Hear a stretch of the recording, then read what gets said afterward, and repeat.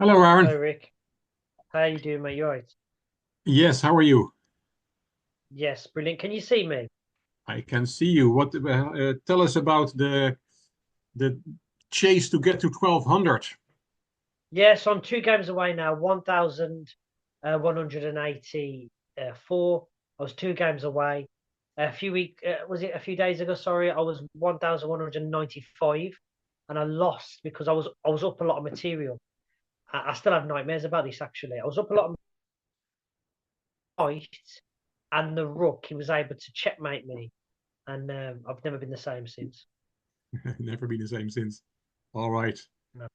We're gonna do something. Yeah, no, it's great, and you're very close, and you've been close a few times now. So that's how it happens. You go up and down, go up and down, and then suddenly you fall over the line, and you have your target of 1200. So it's gonna Yeah. happen very soon, I'm sure. Um, Oh, cool, mate. in this video and the next two, we're going to do something different because you saw a game, I think, on YouTube, in a YouTube short of the great Mikhail Misha Tal, world Yeah. champion from 1960 to 1961, the most popular of all the world champions, and also known for his very imaginative and daredevil play. And you asked me, Was he can you more show me? popular than was he more popular than Bobby Fischer then? Yeah, I think so. Well, that's what people say. Because he was so likable as well, not just because of his style, but the stories about Tal is that when he was eating in a restaurant and the waiter came to him and say, "I play chess as well. Can I have a game?" Then he gave the waiter a game. He was always very friendly and generous with his time. Fischer, of course, was more of a legend. He was probably not a very nice person to many people, but because of the whole legend of the lone American who defeated a whole Soviet empire, Fischer is the most legendary of the grandmasters of the world champions. But Taos is definitely the most likable and popular. But what I like about the reason why I picked him to show his games, and I'm obviously where I'm in my chess career light years difference. But if I'm ever down material, or for example, a down an exchange, like I've lost a rook for a bishop. In the past, I used to be annoyed. But now I just play on, I play on, I play on. And there's a few times where I've come back and I've checkmated. I was down a rook and I was a queen and rook versus a queen and two rooks and I won. I checkmated the kings with the queen spoiled by the rook.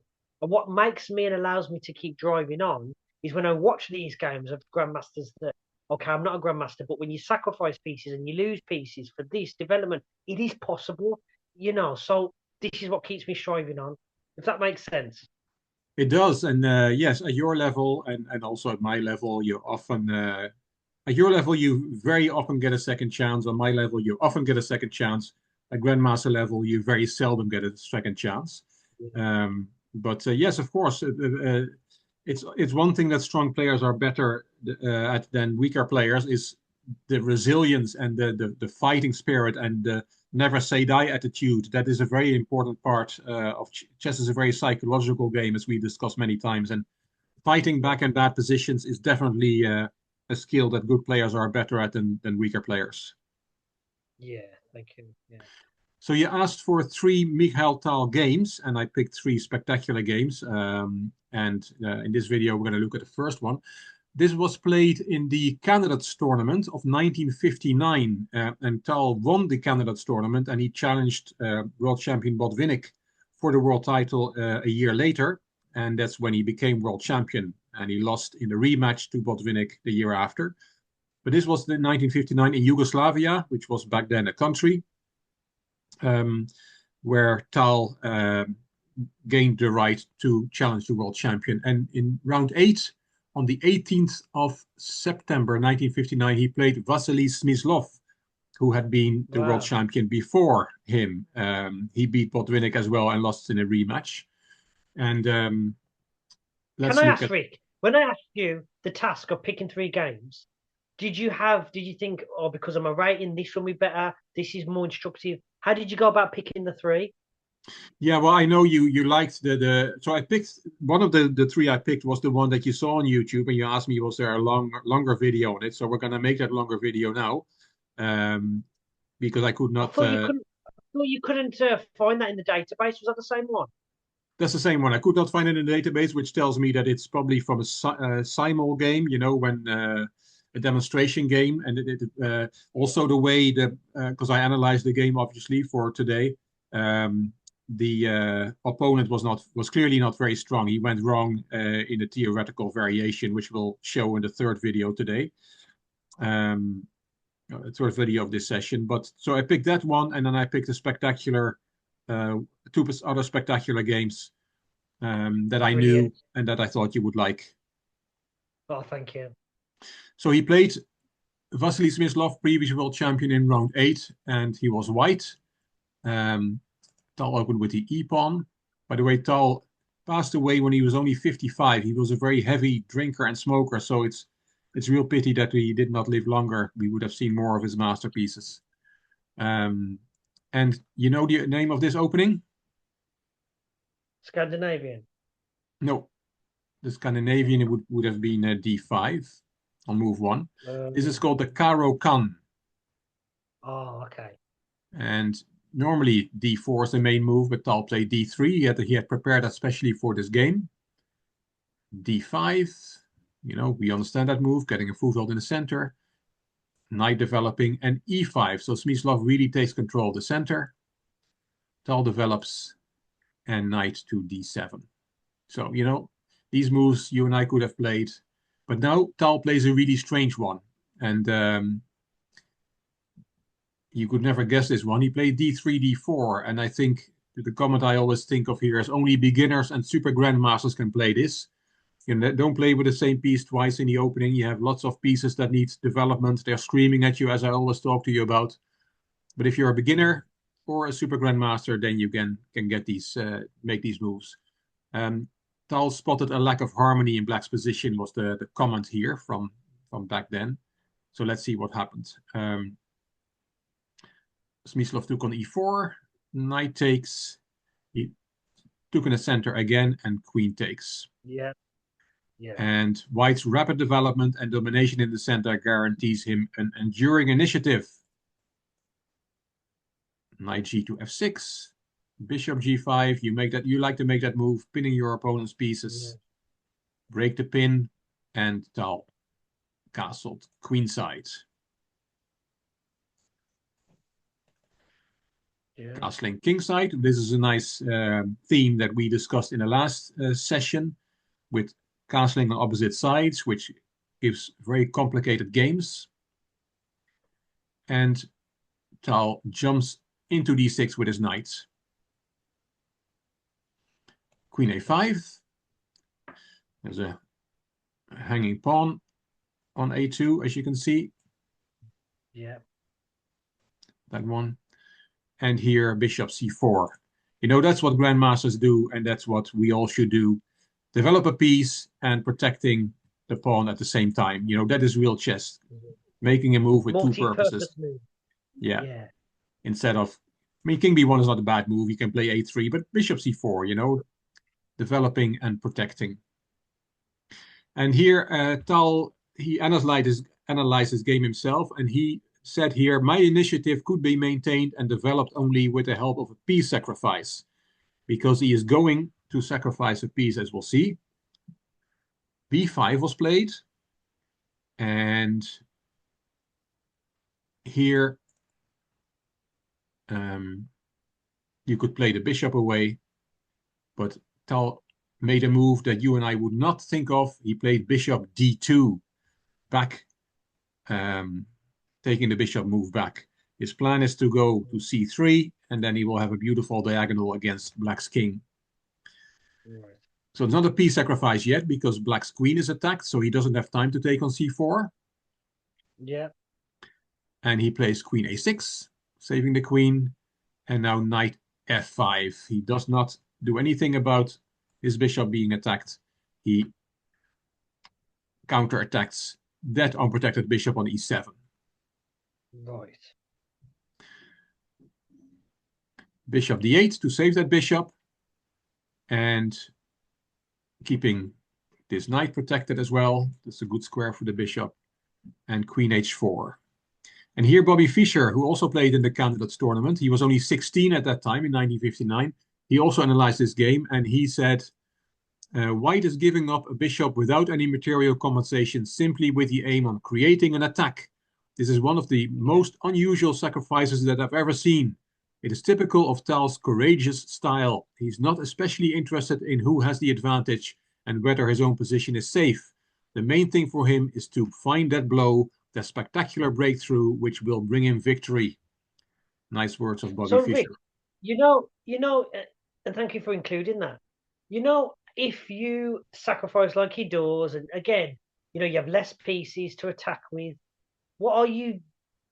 Because I'm not saying this is Paul Murphy, but it's similar, isn't it? Like sacrificing, finding things. It's clever. Yeah, and It's it's attacking. also really don't try this at home type of stuff because not many people can play like Tal. Um, there's some other grandmasters who have a similar style to him, but this is really not something that an amateur should do. You and I, we have to keep our pieces protected. We have to make sure we don't blunder pieces. We cannot just give up a bishop like Black does here. And why not? Because we cannot see as far. Of course, Tal's not just giving his bishop away for fun. He had already calculated that he gets a really strong attack against Black's king, and you and I are not strong Yeah, enough to calculate that. yeah. So Black says, "I'm going to take your piece." That's a full piece. It doesn't even have a pawn compensation for it or something. And he plays Queen G5. Well, if it was White again to play, what would he play? Queen G7. Queen G7 checkmate. So that's the threat.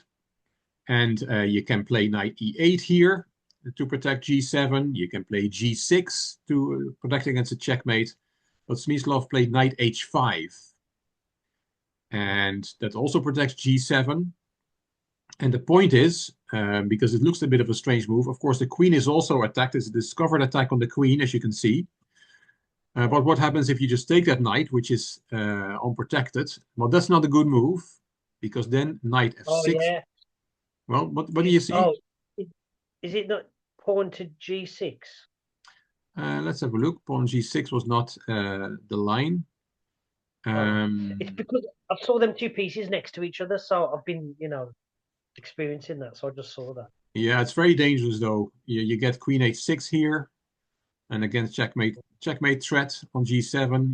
If you take the knight, then the bishop comes to c3, Oh, of course.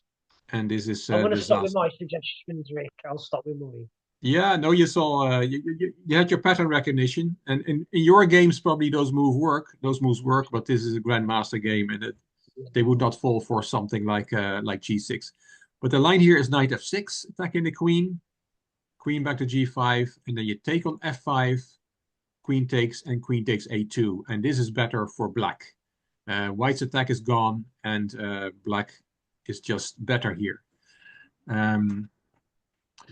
So that's why Smyslov played knight h5 to deal with the checkmate threat. Rick, Tal can I played. ask? Sorry, you know where they just settled? Just they both had 5 pieces each, didn't they? I count. There's a few more than five, right? What do you mean Five, five like pieces? so. Not now. Do you know just when you did that line? Oh yeah, I think is it 5 pieces each? this was the end of the line.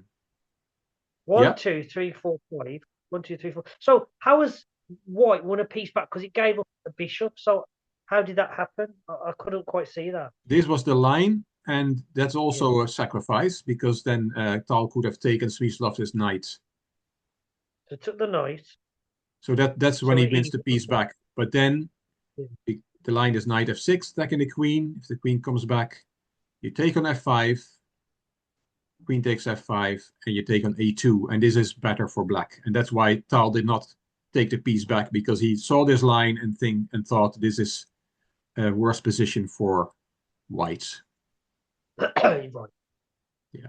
Again, we're analyzing very differently here than in your games. This is very high level stuff. Okay, so you cannot take the piece. You get Tal saw he can, if he takes the piece back, then he gets into a worse position. So he kept attacking, knight h6 check. And black does not have time to take the queen because he's in check. Nice. King steps aside. And now he took the knight. Yeah.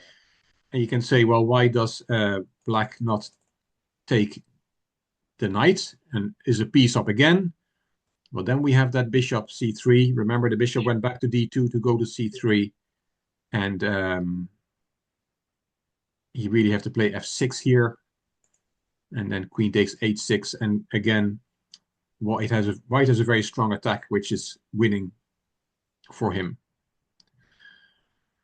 So after queen takes h5, you cannot take the knight. Smyslov saw that, and he took on a2 instead. Also threatening checkmate in one. Queen a1 would be checkmate. Yeah. And Tal played bishop c3, again, making a square for his king and putting the bishop in a very attacking position, doing two things at the same time. And it's pinned, oh yeah, g7's pinned. g7 is now pinned as well, exactly. Knight f6 was played, a logical move, attacking the queen. But this is an error. This is not right. What he should have played here is bishop f6 or bishop c7. Those are two lines that are okay, and the game is still in the balance. It's very complicated, but knight f6 is a mistake.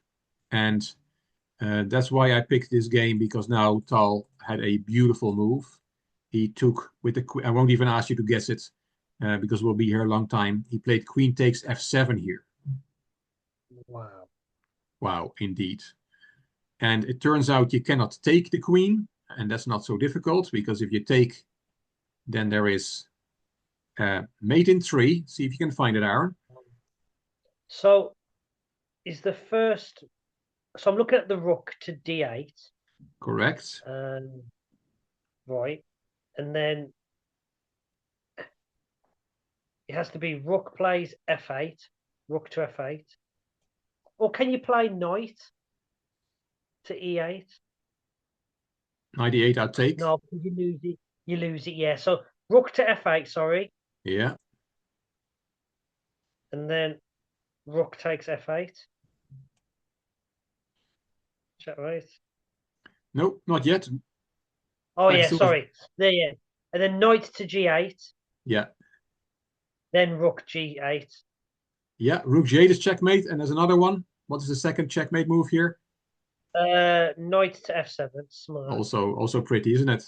Smothered mate. Yeah. Yeah, both are checkmate. So queen takes f7 looks very spectacular, and it is, but you cannot take the rook as we see. Queen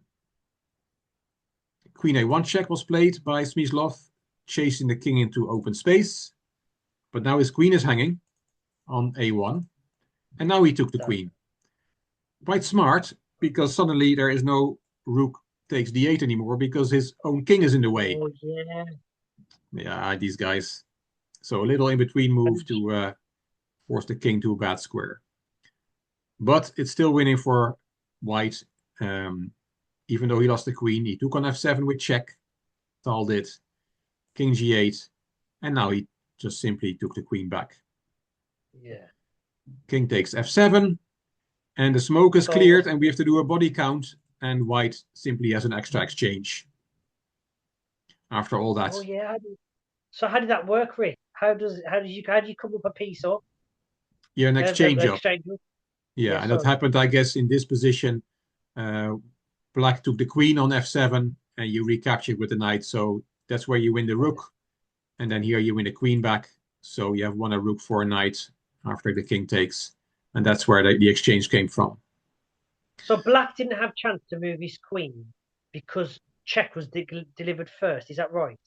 Yeah, let's go back there. So queen a1 check was played. He had to do that to avoid that checkmating sequence. So king d2. And now he took the queen, but indeed that will cost him his own queen. Rook takes f7. Knight takes f7 is check. King g8. Can I ask, Rick? If you go back a second, sorry, I just asked a question. So when the black queen gave check here, so it gives check, moves the other way, right? So gave check, queen d2. King d2, yeah. Yeah, yeah.